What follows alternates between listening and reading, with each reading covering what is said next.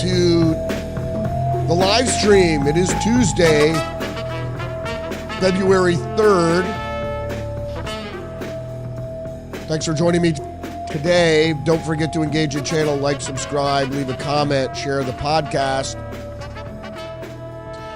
So today, I'm going to revisit a little bit the Grammys. We talked about it a little bit yesterday. But big headline today is that the Clintons agree to testify on their relationship with Jeffrey Epstein. They had previously said that they weren't going to do so. They sent a sternly worded letter to James Comer and the House Oversight Committee, who's investigating Jeffrey Epstein, and said, we're not going to testify. Then they were threatened with contempt and actually jail time. And now they're changing their tune. So we're going to get to this and more. We're going to talk a little bit about Trevor Noah, who was always very unfunny, and I believe is an intelligence asset because he's unfunny and all he does is propaganda. So that's what I feel about him and a lot of other people that happen to be employed in the media. So without further ado, let's get into the headlines. We have over 30 headlines to get through today, plus word of the day. Plus, at the end, I have a reading recommendation. I'm going to talk a little bit about that. So let's read the news.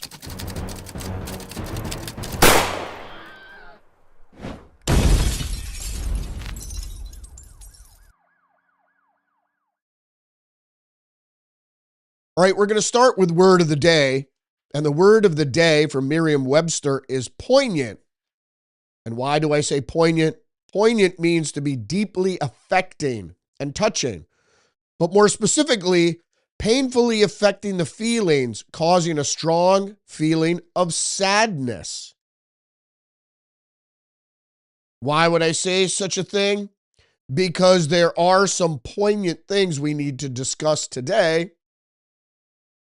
First and foremost, the Grammys, celebrities, and I'm going to discuss why they are, what's the best way to put it? Why they are tied permanently to the left, the elite agenda. Yeah. We're going to talk about that. So we're going to start with the first headline from Just the News. Just the News, Hollywood's perpetual outrage machine is part of the left's larger propaganda game. Indeed. Sunday night's 68th annual Grammy Awards produced many performances, both of the musical kind and the political kind. The awards, which took place at the Crypto.com Arena in Los Angeles, were hosted by late-night host Trevor Noah and featured a star-studded red carpet, as usual. But the case du jour for celebrities this year was, unsurprisingly, the deportation operations being carried out by ICE. The article goes on to say, like the Stalin show trials of the 1930s, each participant sought out to outdo the next in denouncing ICE. The multiple celebrities got digs in from the stage. Rapper Bad Bunny, during his acceptance speech from the album of the year, said, before I say thanks to God, and I don't know why he would say thanks to our God, Jehovah, probably to his God. He said, I'm going to say ICE out. We're not savages. We're not animals. We're not aliens. We are humans and we are Americans. Pop singer Billie Eilish, during her acceptance speech for Song of the Year, told the crowd, no one is illegal on stolen land. Fuck ICE. All leftist mumbo jumbo semantics that doesn't have any basis, really. In fact, stolen land, well, from time in memoriam, the world has been a place of conquest. Different armies, different groups, the Mongols, the Romans, the Egyptians, the Babylonians, the Persians, the Europeans, etc., etc., etc. The European Spanish, what have you. Japanese, Russians, Indians even. Asian Indians. So saying stolen land, at a certain point, we sort of called a truce in the age of the nation state, where we kind of said, all right, the borders have been drawn. That's it. So actually now we're more in a time of peace than we have ever been before. We're going to move on to the next headline here from Prime Timer. What did Trevor Noah say about Nicki Minaj? Rapper claps back with remarks about the former sexuality post Grammy jibe.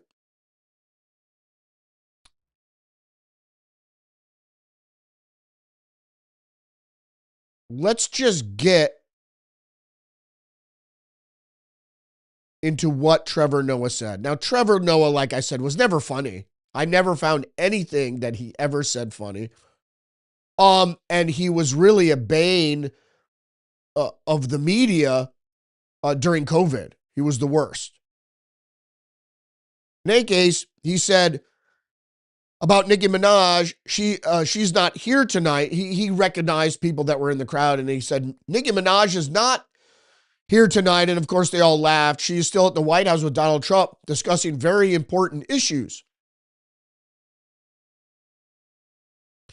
And here's my problem with that is the reason Nicki Minaj got on the Trump train, and I need to preface this by saying many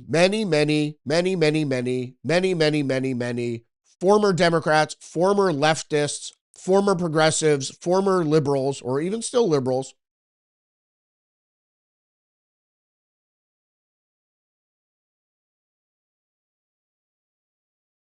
have come over to get on the Trump train.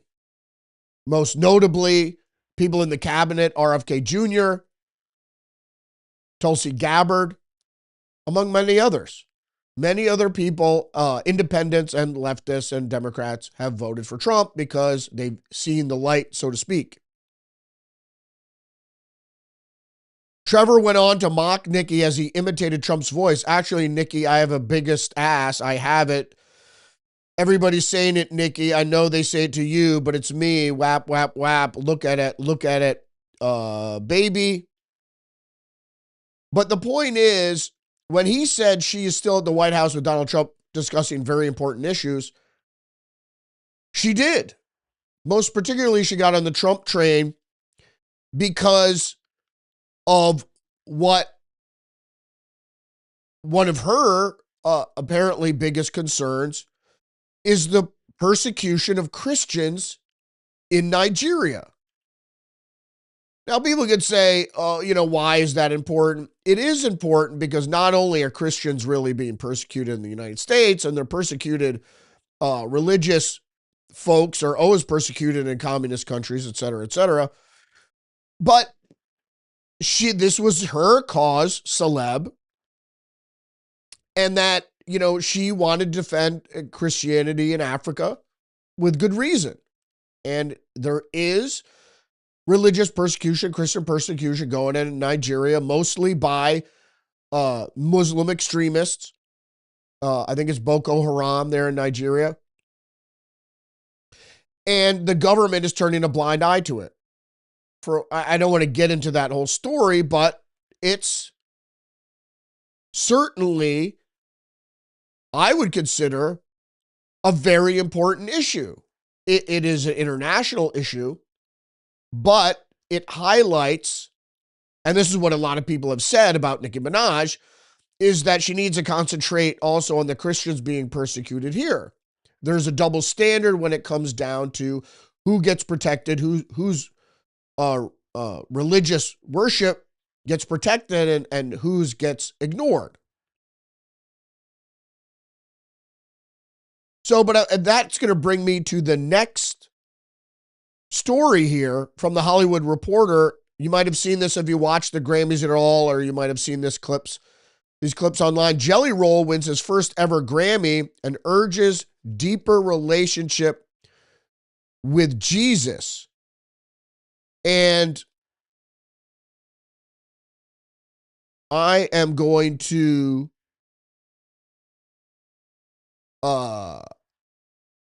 try to play this clip here of Jelly Roll. And I want to tell y'all right now, Jesus is for everybody. Jesus is not owned by one political party. Jesus is not owned by no music label. Jesus is Jesus, and anybody can have a relationship with him. I love you, Lord.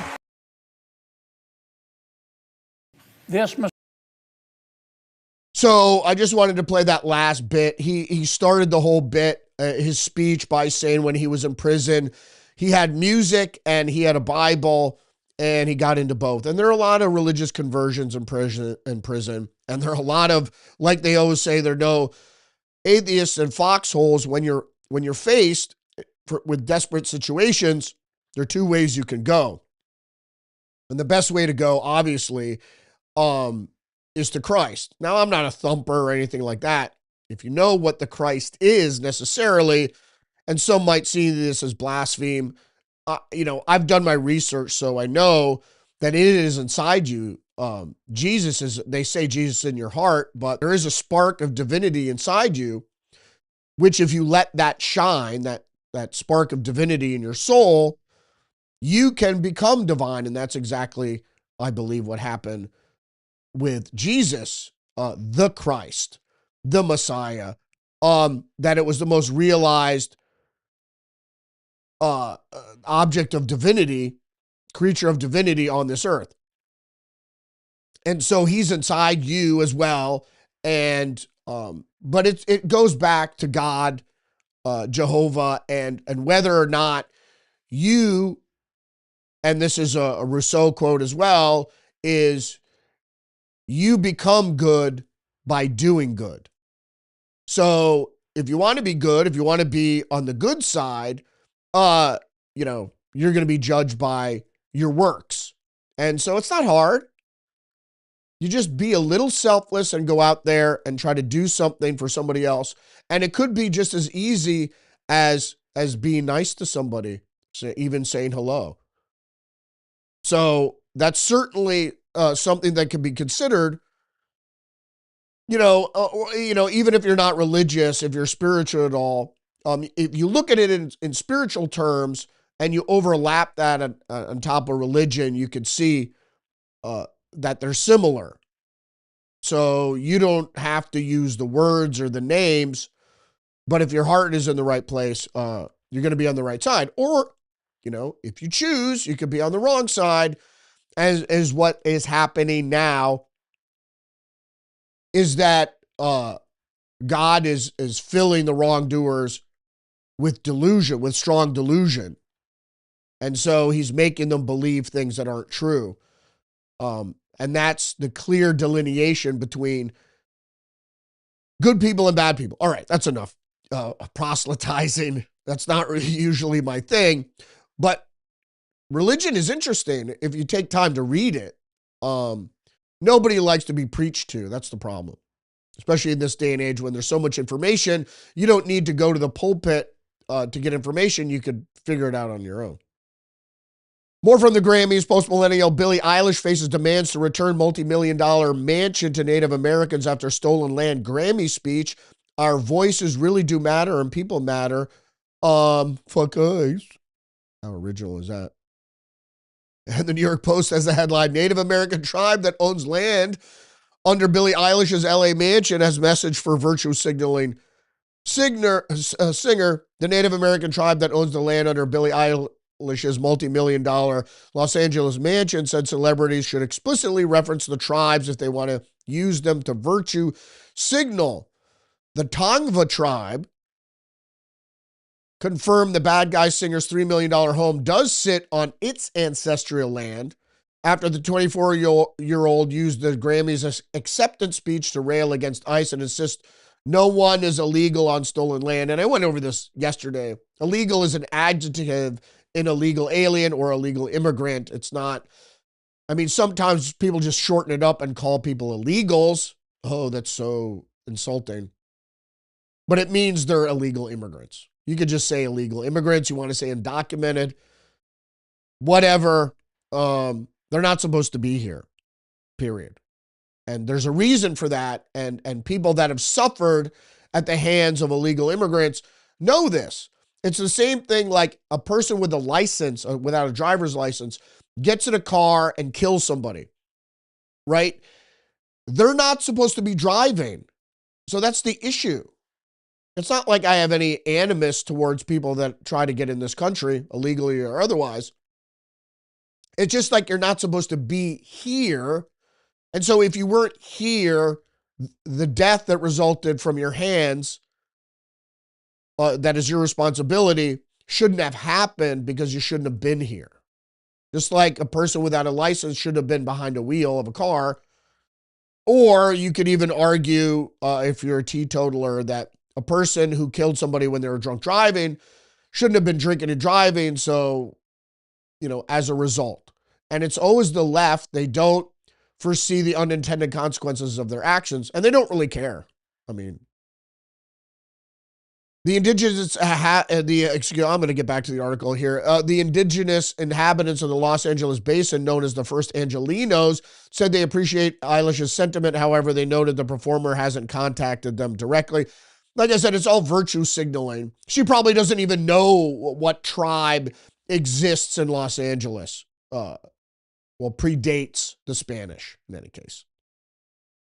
And you could blame Americans, right? But the Spanish conquered the lands first. So we took it from the Spanish. So maybe you could even say we liberated the natives there. Again, Eilish was widely mocked for her comments on Sunday as she yelled "fuck ICE" on the stage while denouncing U.S. as stolen land, which is a bunch of bullshit. I went into that already. I'm not going to do more. And there's more leftist lunacy. And it's really, it's they're all postmodern, which is the modern communist, philosophically, if you didn't know, that the tenet of postmodernism is subjectivism, which means whatever I think or believe in my head is my truth. So they disregard objective truth completely. That's why they don't want to engage in debate or anything or read anything outside of their bubble, et cetera, et cetera. Okay. Post-millennial leftists mock classic Iwo Jima photo by raising new Somali-inspired Minnesota flag. The original moment honored soldiers who fought and died, not intended as a political statement. Indeed. So if you saw the picture right there, they're mocking it. And who are these people? A few leftist men out of Minnesota decided to make a parody, a joke, out of the Iwo Jima flag raising, only instead lifting up the Minnesota flag, which was recently scrutinized for looking somewhat similar to the Somali flag. Video of the flag raising was posted by Anton Truer, who is a professor at Bemidji State University and claims to be an indigenous language warrior on X, whatever the fuck that means. Fucking crazy. So if you know anything about the Iwo Jima photo, that indeed was propaganda. At the time, they staged that as a propaganda effort for newsreels that were sent back home. But it was wartime, so it could be expected. Okay, we're not in wartime now, but this is also propaganda in a mocking way. But what they fail to realize, and which is poignant, which fills me with great sadness, but is poignant because it's of the time, is this similarity between the new Minnesota flag, which was just instituted a year or two ago, that looks surprisingly like the Somali flag. Here is the similarity. You see the old flag up top, which has the pentagram, which I'm not a fan of. It represents humanism, so whatever.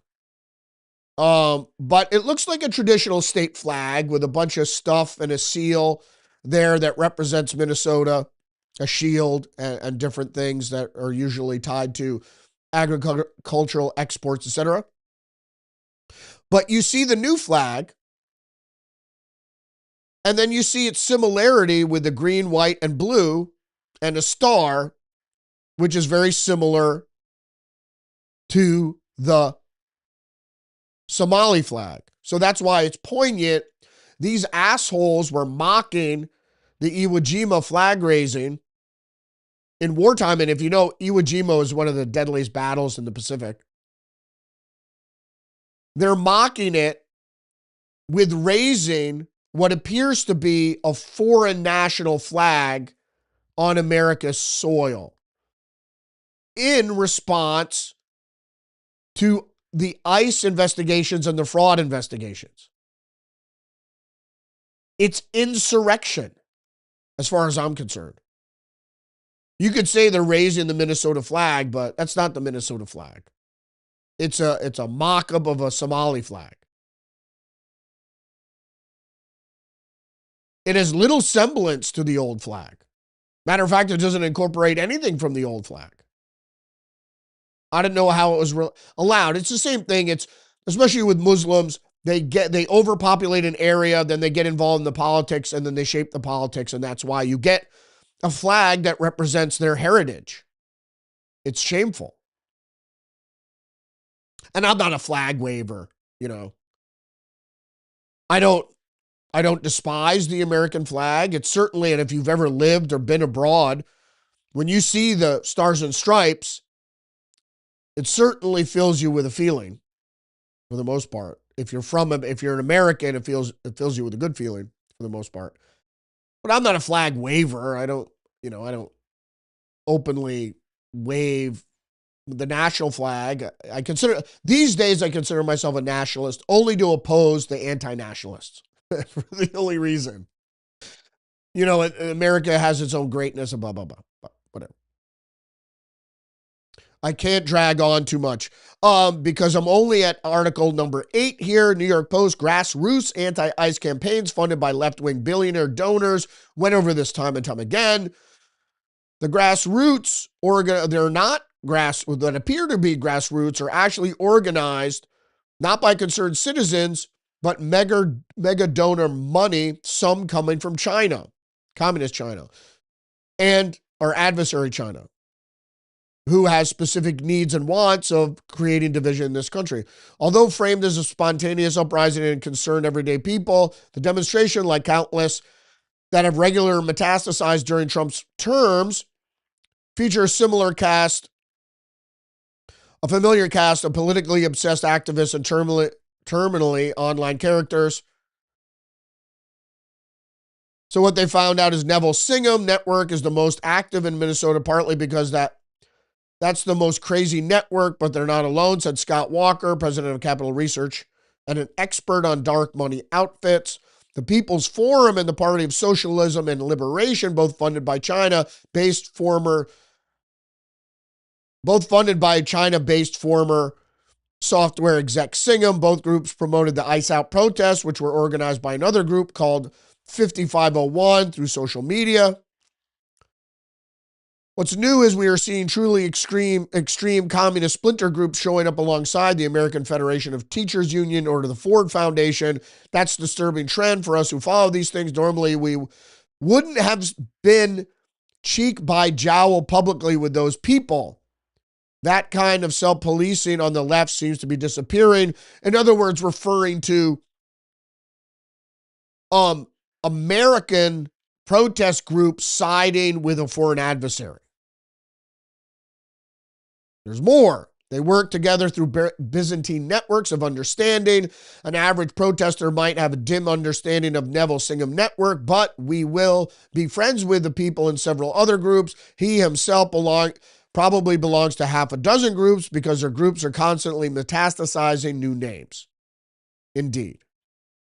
Lawmakers of the House Oversight Committee and other GOP members are investigating whether Singham's financial support constitutes foreign influence or violations of FARA, exploring possible ties between his network and the Chinese Communist Party propaganda efforts. Of course, their ties probably well hidden, well nested. Have you noticed there are no pro-Palestinian and anti-IS protests going on at the same time? If it was organic, you would see multiple protests going on simultaneously, but you don't see that.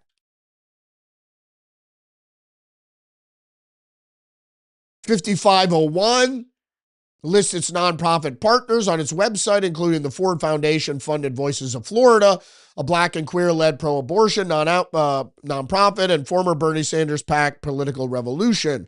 The New York-based Ford Foundation philanthropic endowment, which gave Voices of Florida $100,000, is a 90-year-old philanthropic network founded by the car maker Henry Ford that now says its mission is reducing inequality and promoting social justice. Whatever.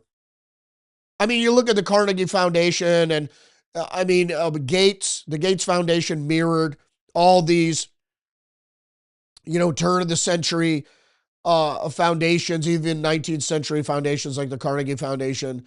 What did they do is they made philanthropic foundations to forward their political interests and or other social agendas. Other prominent left-wing activist groups across Minnesota since mass civil disruptions began late last year included Indivisible, funded by Hungarian billionaire George Soros' Open Society Foundation, the Sunrise Movement, and Unidos Minnesota. And there are many more. There are many, many more. I mean, you can't even name them all. And they're constantly, as they said, they're constantly metastasizing, changing their names. And there are umbrella groups and different NGOs nested within those umbrella groups, et cetera, et cetera. So it's hard to make all the connections. But it's obvious that they're left-wing people in the United States fomenting color revolution along with foreign adversaries and the nitwits and unwitting leftists that go out there and become cannon fodder for political aim. Story number 9, New York Post, DHS Chief Kristi Noem okays body cameras for feds in Minneapolis as Dems push for more reforms. Outstanding. The Federalist, story number 10, thank your local ICE agents for their service. As far as body cameras are concerned, if you didn't know, body cameras actually vindicate police. After the George Floyd thing and Black Lives Matter, the body camera thing became, you got to have body cameras. And what turned out was it showed that the perps usually assault police officers, resist arrest, etc. And that's why they're handled the way they're handled. But the Federalist goes on to say in this article, thank your local ICE agents for your service. And I think people counter-protest should go out there if you have the means and are able to. Most people are working. Most people who favor law enforcement own property and they need law enforcement to protect their property. And so they're usually out working and can't go out in the street. But in any case, you should go out there and counter-protest the protesters. In any case, you could just buy them a cup of coffee if you see them, whatever. Like the ICE agents today, the great majority were attempting to do two things that sometimes were odds with each other: discharge their duty under highly dangerous conditions and then return home alive. And they're talking about the similarities between Vietnam veterans coming home and ICE agents, which there are similarities. So what do they say in the end here? So if you do see federal agents in your own town or city, don't get in their way, but thank them. Let them know they have your support. A short, we appreciate what you do, would go a long way to help tamp down tensions. And also, if you see anti-ICE protesters, you can confront them and try to engage them in dialogue, but the postmodern ethic and tactic within those groups is you don't engage in debate because they lose. And don't talk to the media because you'll sound like an idiot. Next up, article number 11, Border Czar Homan, federal authorities have located 145,000 unaccompanied illegal children so far. Great news. So this is less than half still of the missing children. There were, I think, 330,000 missing children. We know 35,000 of those were trafficked into sex trafficking. Whether those are part of the people that have been recovered or accounted for. In any case, thank God. Even in the Bible, it says those who care for the children, the innocent, et cetera, which you should always do. You should never do anything to harm the innocence of a child for whatever reason.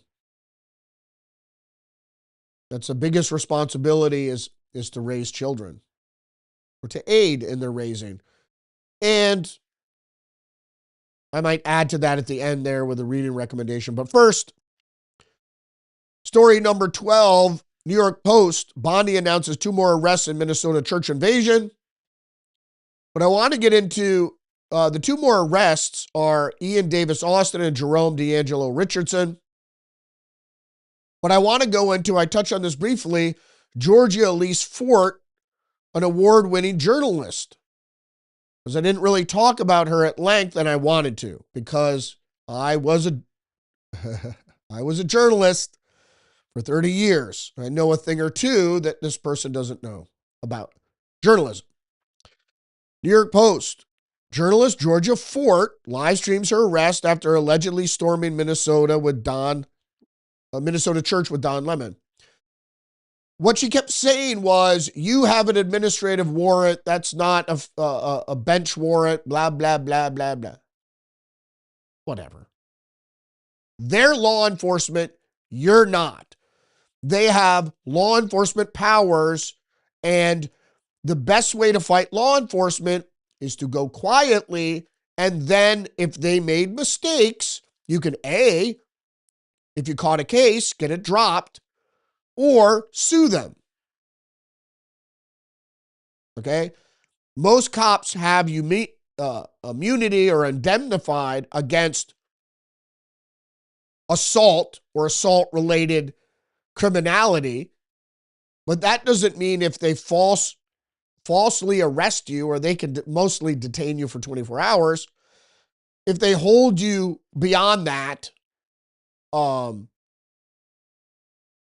if they don't have probable cause, you have grounds. But you don't sit there and say, you can't do that. Yes, they can. So she says, as a member of the press, I filmed the church protest a few weeks ago, and I'm now being arrested for that. Yes, you are, and I'm going to go into why in just a second.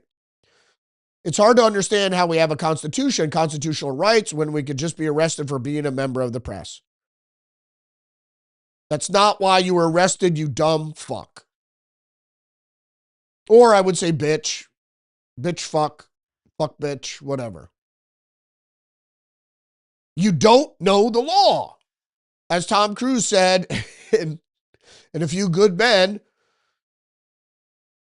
don't tell me about the law. I know the law, and I do know the law. And the law is, this is from Legal Clarity, can you legally film on private property? Now, here's the deal. I know this law in and out. First of all, you can film on public property. You can film in public. You can film whoever you want in public. There are immigrants that come to this country, legal and otherwise, who say, don't film me, you need my permission. No, I don't, if you're in public. And even if you're in private and I'm in public and I can see you from where I'm standing, I can still film you. So if you're undressing in your bedroom window and I'm standing on the street and can see you, I can film you. Now, there is some legality about expectation of privacy, and I'm not going to get into that too much. But I'm going to get into this. General rule for filming on private property. The primary principle of filming on private property involves the owner's right to control activities on their land. Period. Stop. Full stop. In the United States, property owners generally have the authority to set conditions for entry, which can include rules against photography or videography. While some businesses open to the public may have implied permission for people to enter, owners can still establish and enforce specific policies regarding cameras, full stop. You can't film on private property unless given explicit permission. Explicit.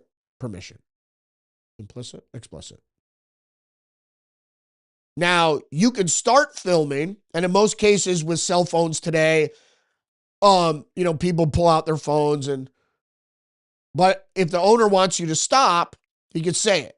But if you're with the media and you come in with your big professional camera or a big television camera, you know that you just can't start filming on private property. Like in the case of Nick Shirley, there's a hallway with access to different businesses, and he was filming in there, and you can until the owner tells you to stop because it was open to the public. So there's a fine line there. But someplace like a church where the doors are closed,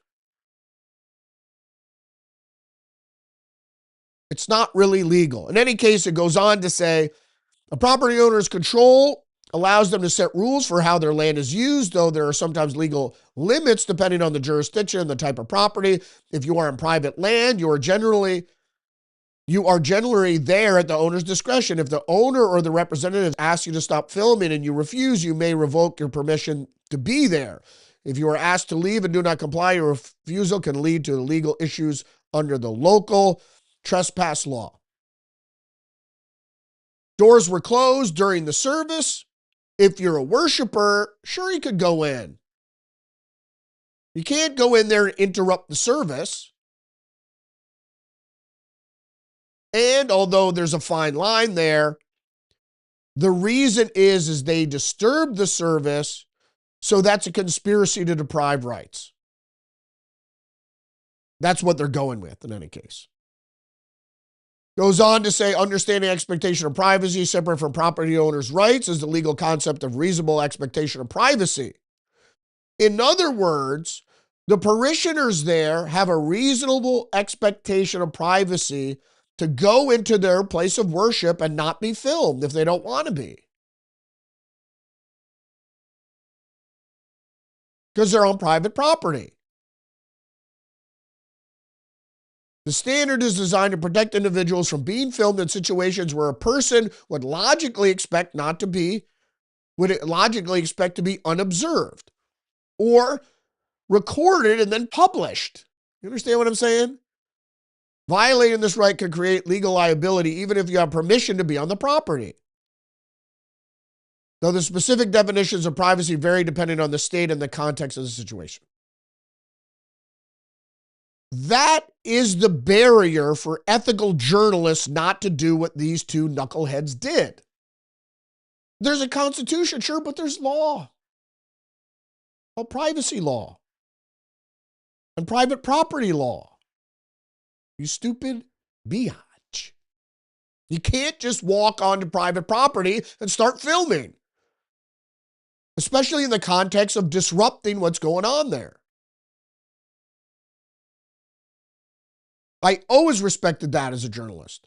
Because if you ever did that to somebody, you're burning a bridge. You'd never get them to talk to you or do anything again.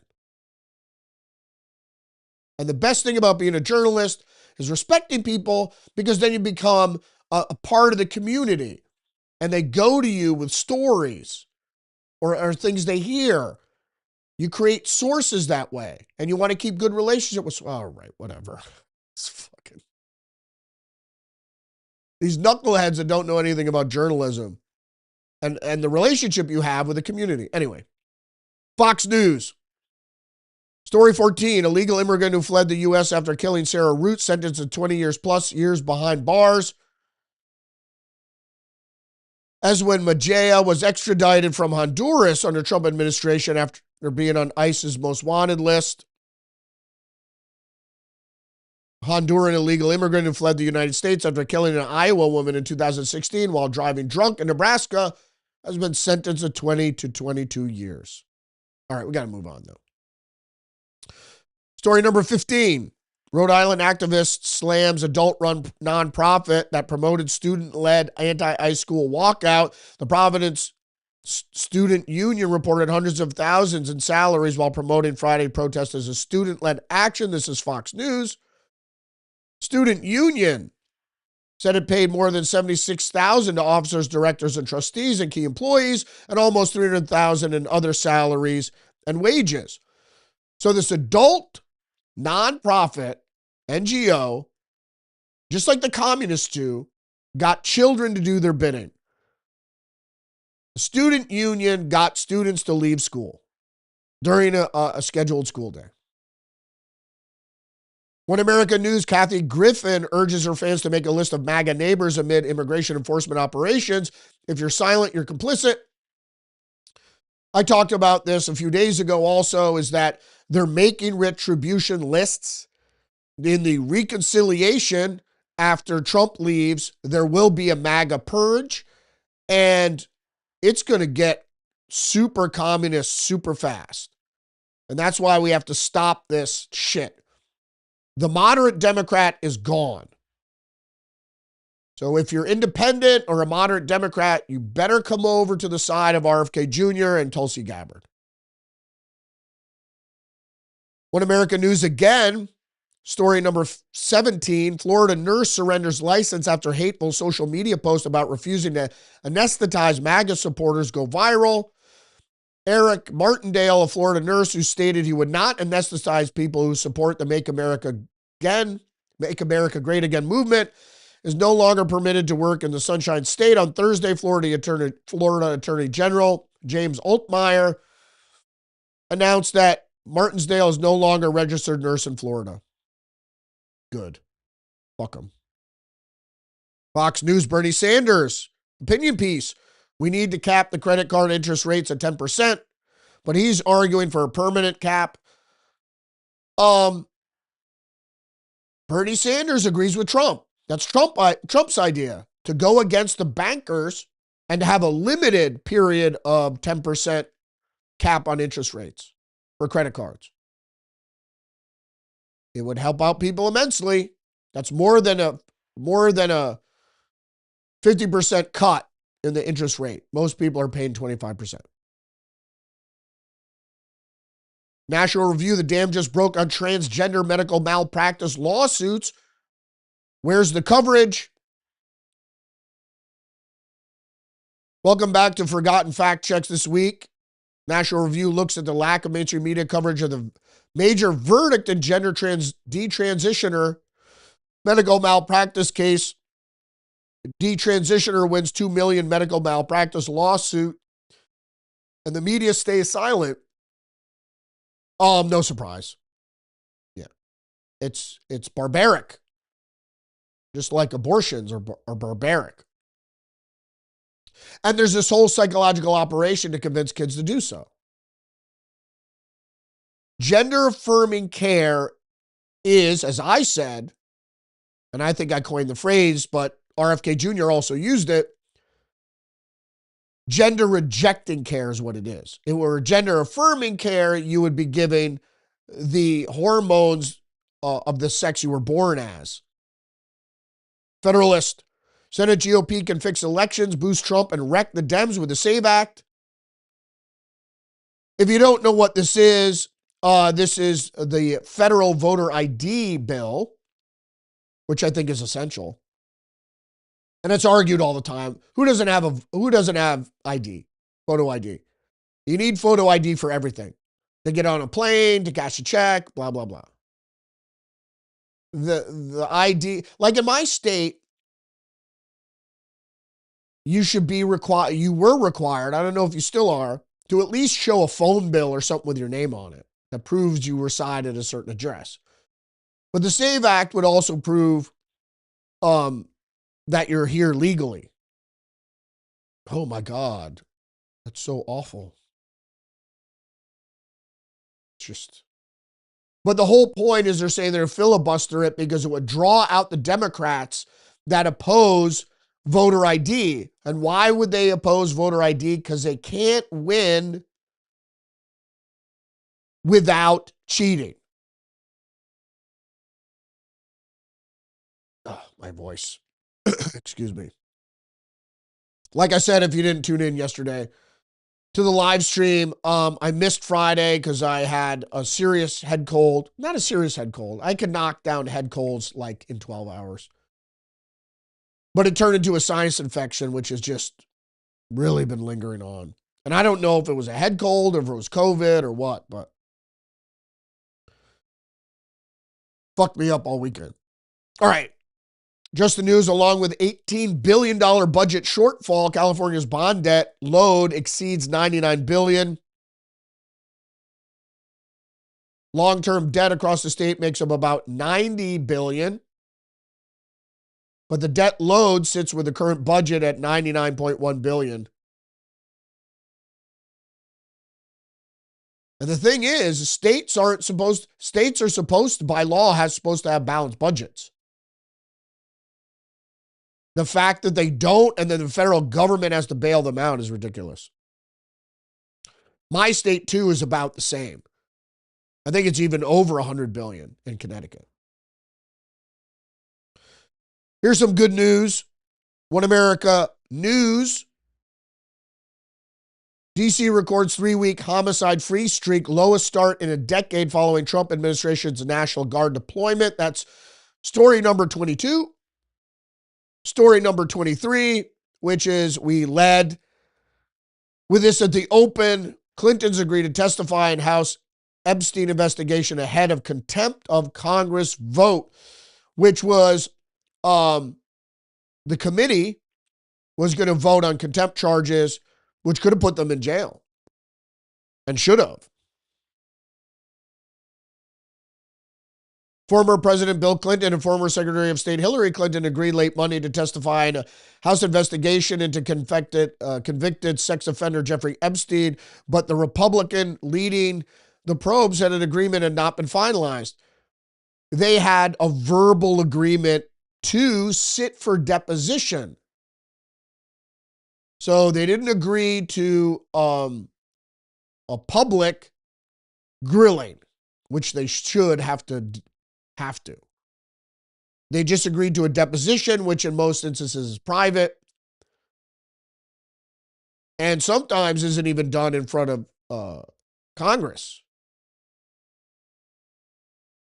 So in a tape deposition, they would be given, an interlocutor would be given a list of questions that would read them to the Clintons, and the Clintons on videotape or video would answer those questions.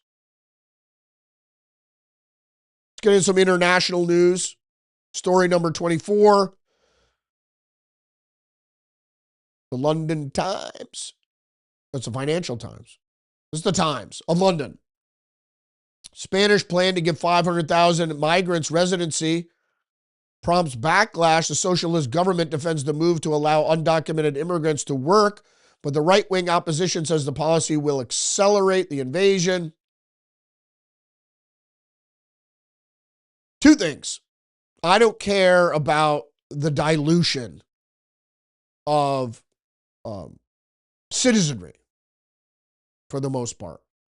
My issue is the cost of immigration. In our case, illegal immigration. It costs. And the problem is fraudulent voting, obviously, also. There are a bunch of really bad reasons why we shouldn't allow tens of millions of illegal immigrants, low-skill illegal immigrants into the country. It has nothing to do with where they come from or the color of their skin or whatever. And I understand their plight and why they would want to come here and all these different things. You can't do it.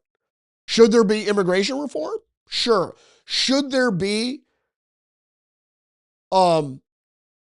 amnesty? Well, one part of that plan is in place. Close the fucking border. I also think there should be a 1-year moratorium on all immigration. And of course, what's going on now is get out all the criminal illegal aliens and agree to allow those operations to continue to remove illegal immigrants, and then you could have amnesty and perhaps a path to citizenship. But the Democrats are shooting themselves in the foot with these sanctuary cities and state bullshit. How are we doing? We got about 9 minutes. Fox News, story number 25. Who is the populist conservative president-elect in Costa Rica? Laura Fernandez Delgado is the hand-picked successor of the outgoing president. National Review, Latin America is shifting right and towards the U.S. The landslide victory of Laura Fernandez, a 39-year-old conservative candidate for president of Costa Rica, is welcome news, but it's part of a clear trend sweeping Latin America. Conservative parties are winning elections and pushing closer ties with the United States. And all around the world, really.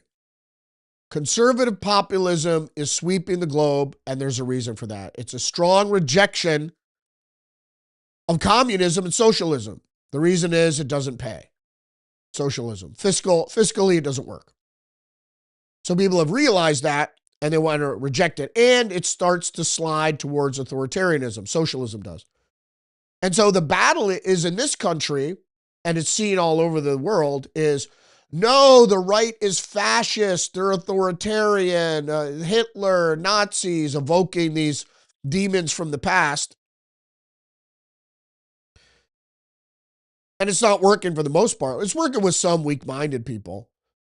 But the right is the side of individualism. And we're going to get to that in just a minute. One of my heroes, philosophical heroes, is John Locke. And there are many more.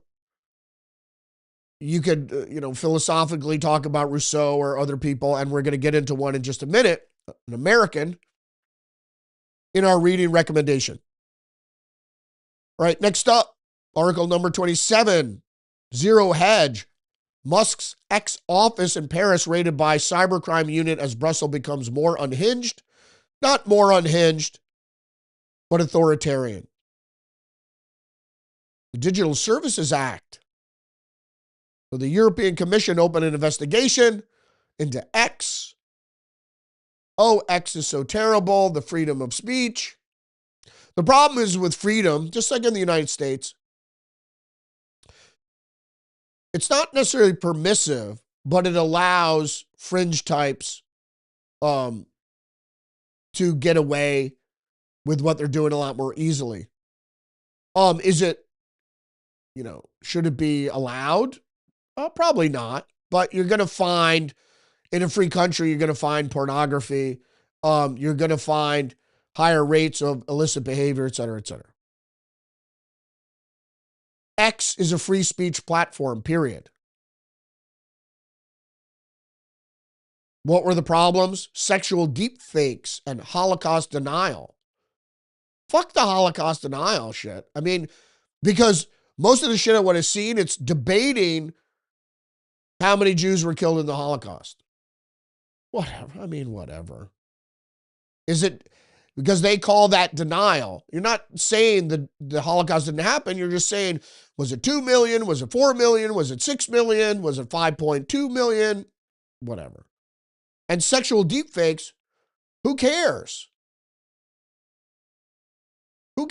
Is it pornography? You're making pornography using AI? I mean, who cares? Fucking Europe has gone off the deep end. The reason is because they know the plan. The plan is to become more authoritarian. So they're just jumping the gun a little bit and running ahead. And it's really the end of free speech. It's part of the propaganda effort to, or the disinformation effort to not let people see the truth or whatever. So they use these things of sexual deep fakes and Holocaust denial to go in and censor. But the real target is the truth. Okay. And I'm not saying Holocaust denialists are truthful. I'm just saying you crack open that door and you get your foot in there, and the next thing you know, they're, doing other censorious stuff. The Telegraph, China unveils flying aircraft carrier. Beijing claims Star Wars space warship could deploy unmanned fighter jets, but experts are skeptical of stunt. It's a drone mothership. And all the United States is developing that shit too. So it's a flying aircraft that can then disengorge drone swarms. Now, whether you can develop something big enough to take unmanned actual fighter jets, there's a weight issue there. But it's not hard. I mean, you could take a C-130 or another big aircraft, big Air Force cargo jet, and drop small expandable fighter aircraft out of it. I mean, it's been done. The Federalist.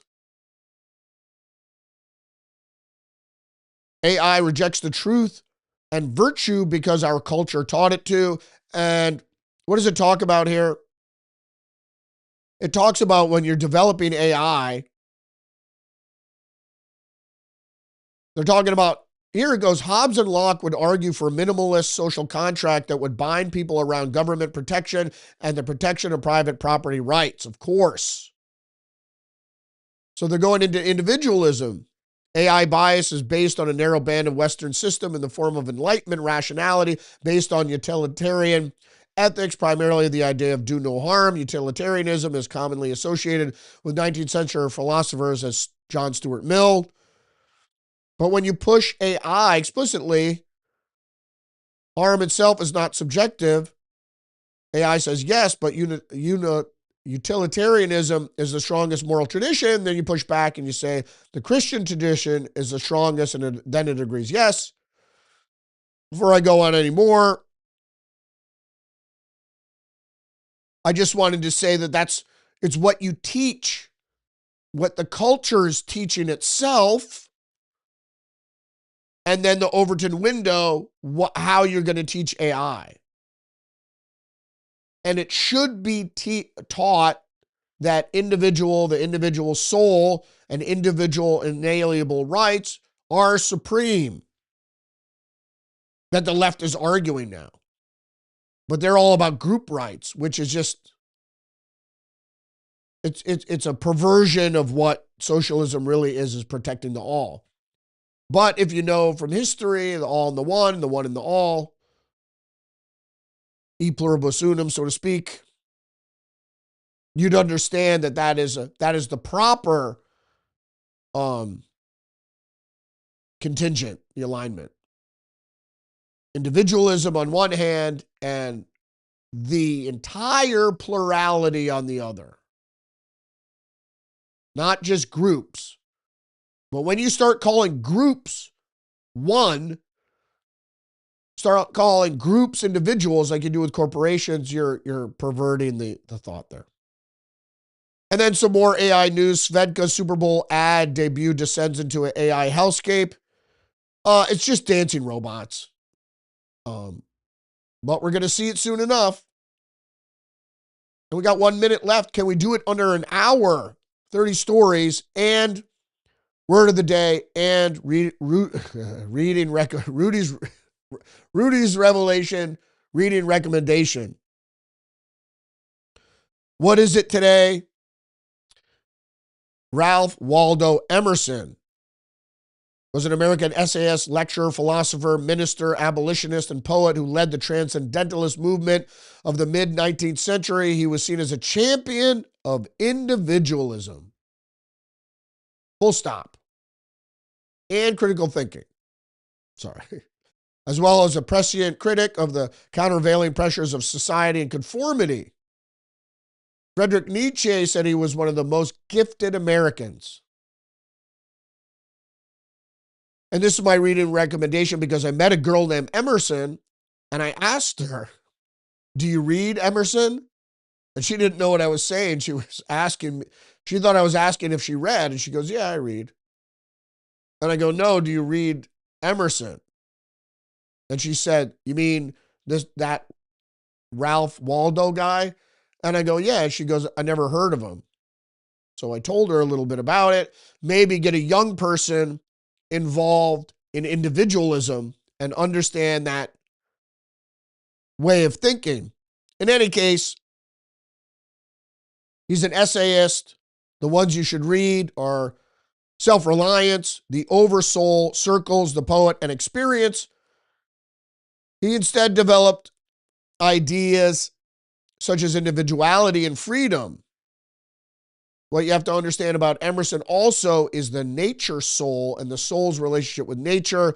He steered away from the overbearing religiosity of the time, religion of the time, and said it's not really pantheism, but your soul's relationship with God's creation, nature, as my father felt, and he taught me about it. He said, nature is my church. Your relationship with God's creation will bring you closer to God, even if you don't want to refer to him or name him, but that could be your spiritual doorway. And it is for me. Also, I love nature. So, all right, a couple minutes over.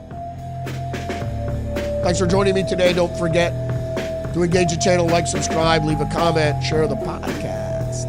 Thanks for joining the live stream today. I go live every Monday through Friday at 10 a.m. on Rumble. You can check me out also live stream on X and YouTube. Remember, you're under attack psychologically and biologically. Stay hip to the trick. I'll see you tomorrow. In the meantime, you can check me out on social media, Getter Minds, Facebook, Substack. Thanks for joining me today. I appreciate you. Respect.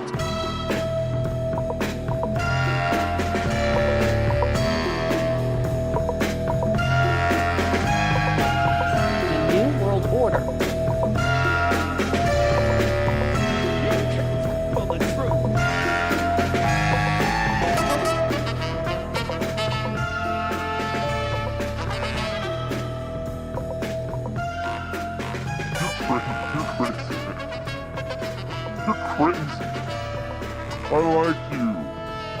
But you're crazy.